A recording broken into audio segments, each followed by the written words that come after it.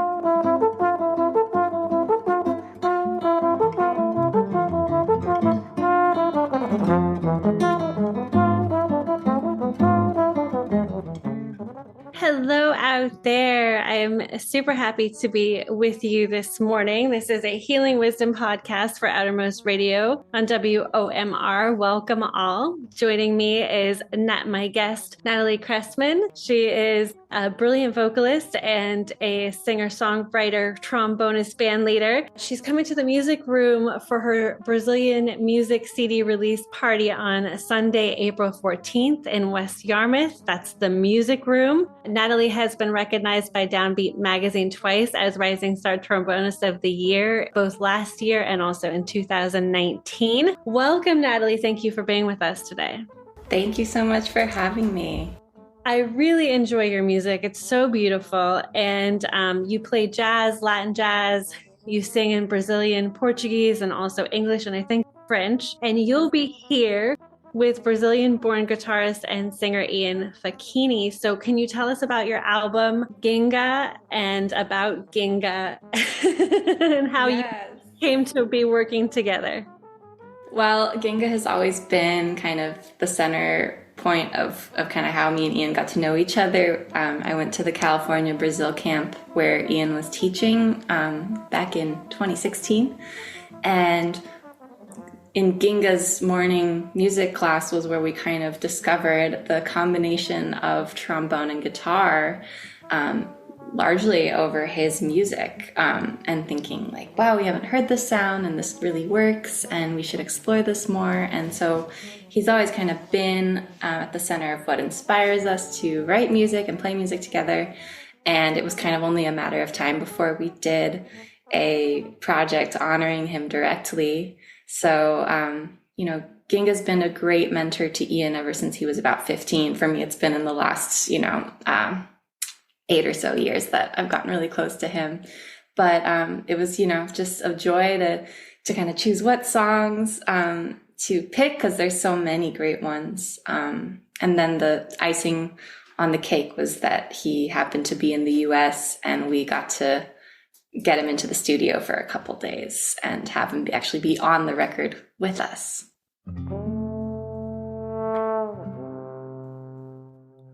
Caranguejeira na craveira da viola, carambolando no zóio do cantador, até esconde a lua alumia até uns palmos de areia, tá levando meu amor, meu camarada.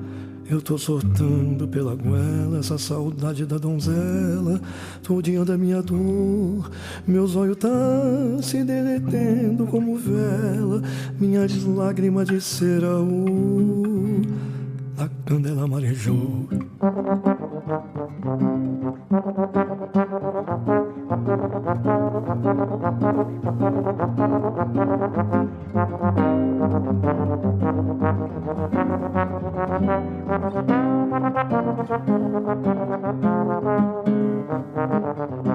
Caranguejeira na caveira da viola, carambolando nos olhos do cantador. A teia esconde a lua, minha teia. Uns palmos de areia tá levando meu amor. Meu camará, eu tô soltando pela goela essa saudade da donzela, tô odiando a minha dor. Meus olhos tá se derretendo como vela, minhas lágrimas de cera, oh, da candela marejou. Caranguejeira na craveira da viola, carambolando nos olhos do cantador. A teia esconde a lua, minha teia. Uns palmos de areia tá levando meu amor. Meu camará, eu tô soltando pela goela essa saudade da donzela, tô odiando a minha dor. Meus olhos tá se derretendo como vela, minhas lágrimas de cera, oh, da candela marejou.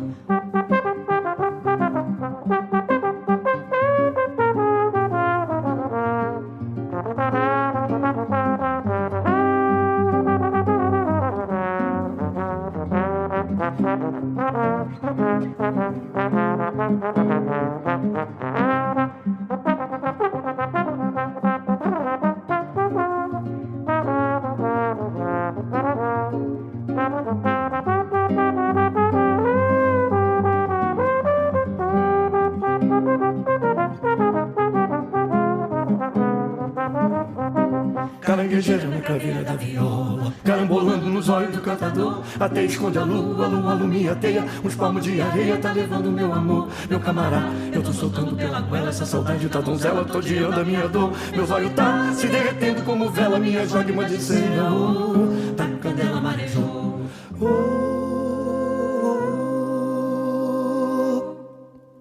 Really nice. And, Guinga sings beautifully, and so does Ian, and so do you, and you all have different kind of styles and sounds. So I love hearing all of it. Just for folks who haven't heard you yet, your voice has been described as like an alpine. It's interesting to hear you go from singing like in English and jazz, traditional jazz, to singing in Brazilian Portuguese. And I would love for you to talk a little bit about that, because your parents are both musicians. Your dad's a trombonist, and you've played with Santana. He's played or regularly plays with Santana. Your mom's a singer. So you have this whole musical background. And so music was around you. You just phrase it so naturally that you just seem completely immersed in the culture. So can you talk about your relationship with Brazilian music? Yeah. Well, my mom is another lover of Brazilian music. So I grew up with a lot of it in the house. So that was kind of unusual to just even at a very early age be hearing that language. And, music is a language. So I think musicians tend to have an easier time picking up other languages because we use so much of our brain power is using our ears and making these connections.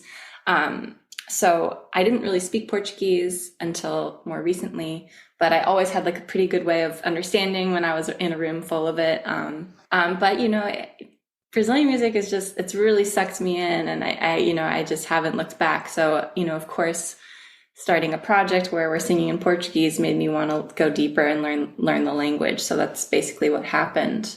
But I think throughout my life, like Brazilian music has just been this great constant of like how there are so many different ways to use your voice. I think in my teenage years, like I almost shied away from singing completely because I was trying to do musical theater and I didn't have that like big Broadway voice. I didn't have like a big pop voice. And then like hearing all these beautiful singers in Portuguese doing this very subtle thing where they don't use a lot of vibrato, they're usually not super loud and belty. It was like, oh wow, there is a place for me as a singer. I just have to find kind of the right place. So it's always been something to kind of give me like, support, even from the singers that I've never met before, but just to see that it can be done a different way. And so it just kind of comes naturally to me. And then, of course, getting closer to Ian and going to Brazil with him and, meeting his family, the Portuguese is just getting better and better. I'm getting more and more fluent.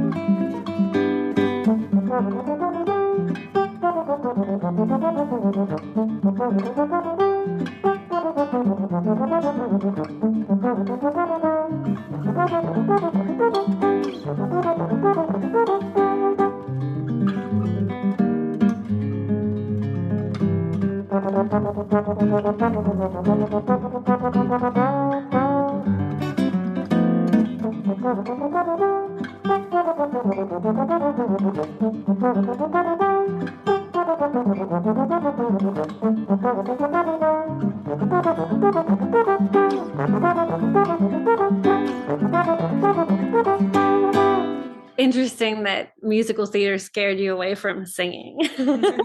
I loved it, but it was like, I just remember some of those auditions where I'm just going up against people with the big voice, and I just like felt so less than. But you know, that's kind of a important lesson to learn in life, that there's not just like one way to carve your path. And I definitely find that as a trombonist too. Like, I'm not trying to be somebody else. I'm trying to do what's kind of unique and natural to me, and kind of dig into what makes my voice different on the instrument and as a singer.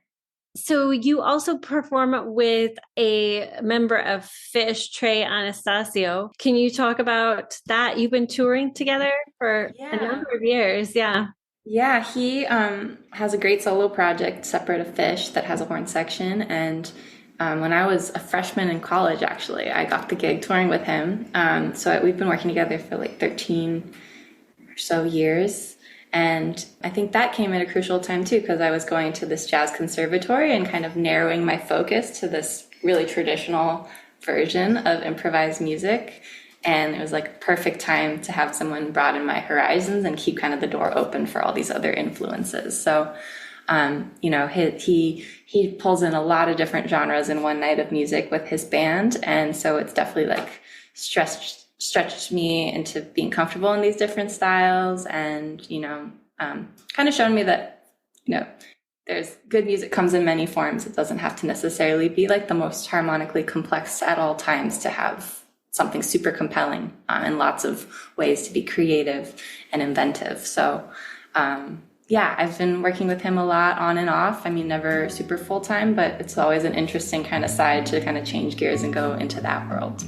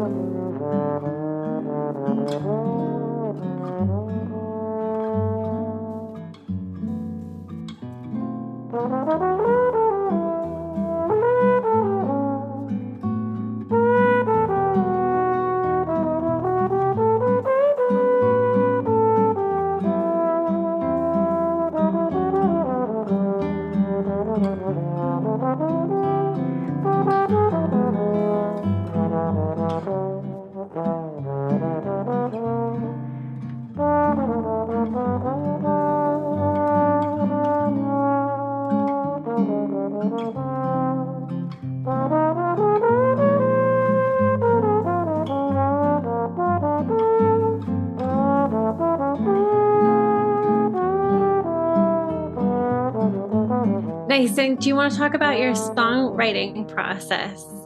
Sure. Yeah. Well, I have definitely enjoyed writing songs for many years. I go through phases of writing a lot and then writing not as much. And in this project with Ian, I largely am kind of writing as the lyricist and then arranging. I think it's sometimes really hard. You must, know this because we were talked a little bit before the interview that you do some collaborating. Sometimes it's hard to write together in the moment. It's sometimes nice to like have someone kind of come at you with an idea and then you build on top of it, kind of layer things on.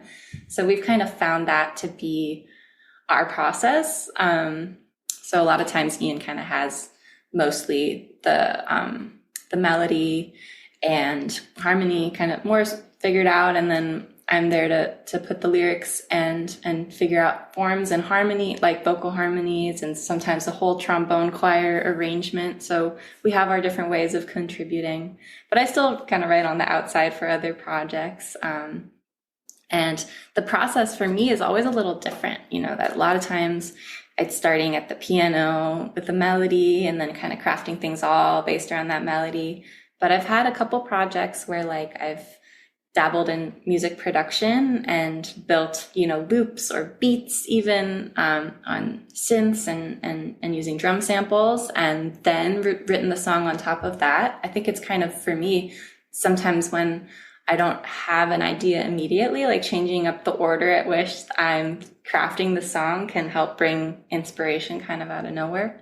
So I've definitely had that experience before of like, oh, I usually do this backwards, but this is working, and it's been fun to explore, the very kind of traditional songwriting form and style of like verse, chorus, and then also these more kind of through composed or angular compositions that I've done also.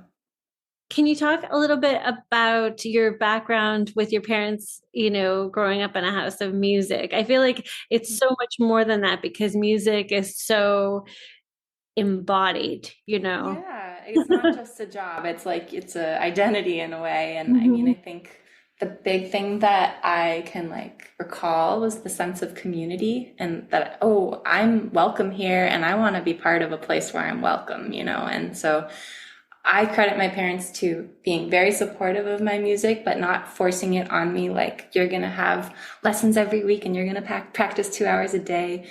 They really made it have to come from me. Like, if I wanted more structure, they would give it to me. If I wanted to go to the music camp, a specific music camp, it would have to be my idea.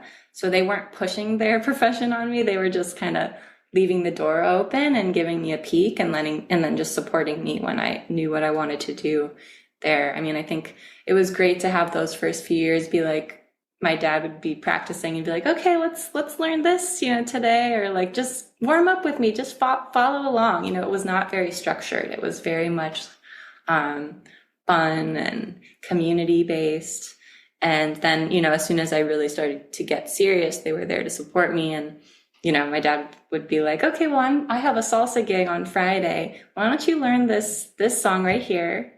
And then you can come up and play it with us, so I got a lot of like on the job training just by the generosity of my dad to be like, okay, she's just learning the ropes, but I know she can handle this challenge. And then, having her play with an actual professional salsa band is going to really help her develop. So, stuff like that was very cool. I'm definitely very grateful for everything they've done. My sister is super creative and she's a dancer, but she definitely she was like, oh, that music is mom and dad's thing. I want to do something slightly different. It didn't click immediately for everyone, so I think it's just good to be kind of dynamic with your parenting approach, Yeah, absolutely. But you also danced too. I did. Yeah. Yeah. So you grew up both, dancing and like kind of absorbing the music and expressing it.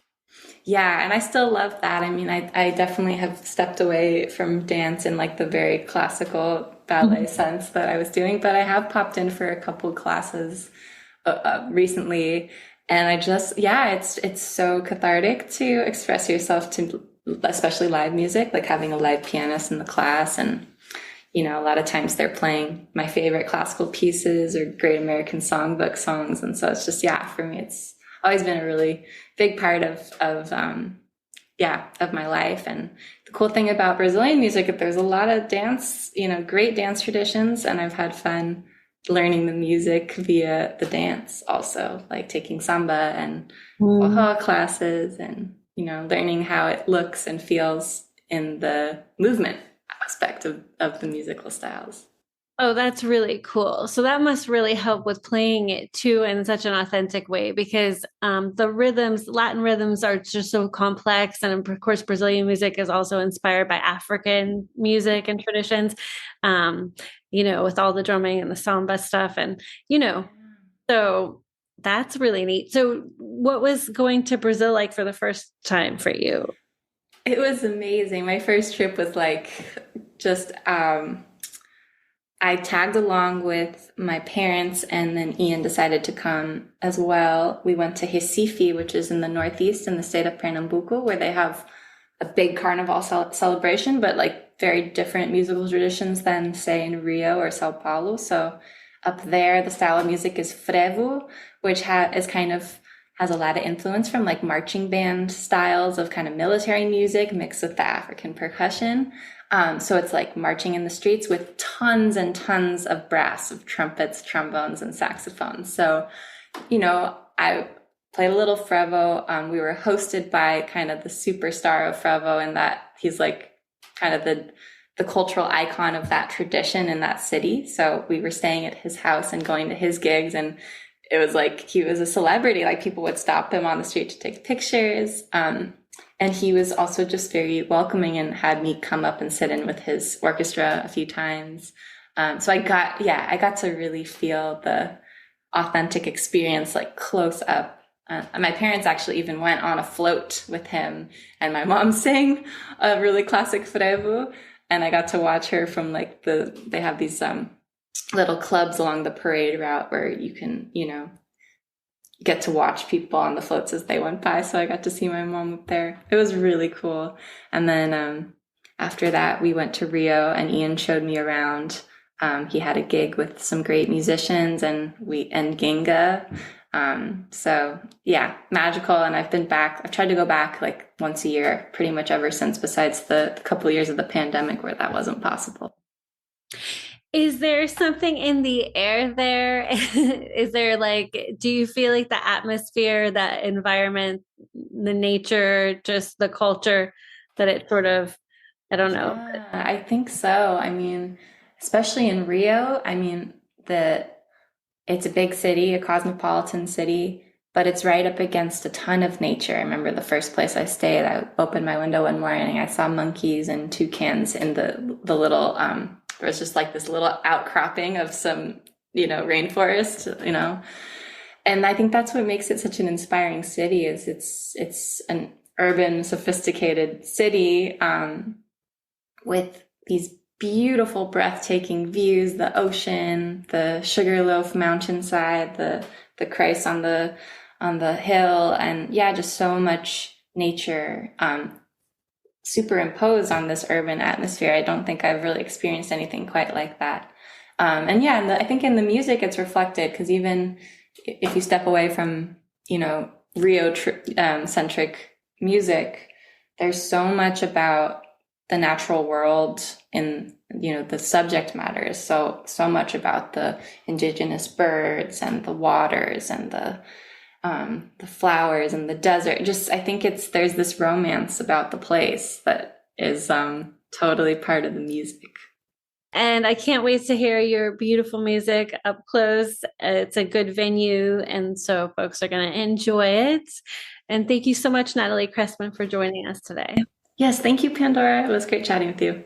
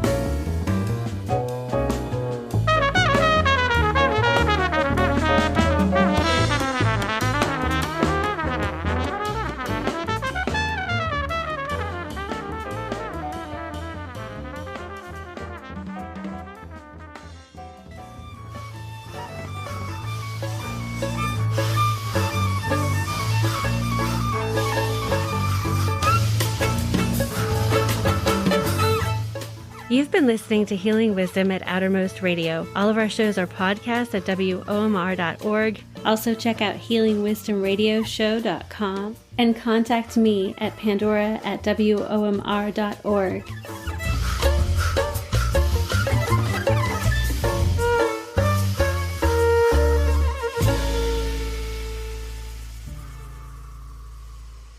Our theme music is provided by Mason. You can find her website at masonmusic.com. That's MAESYN.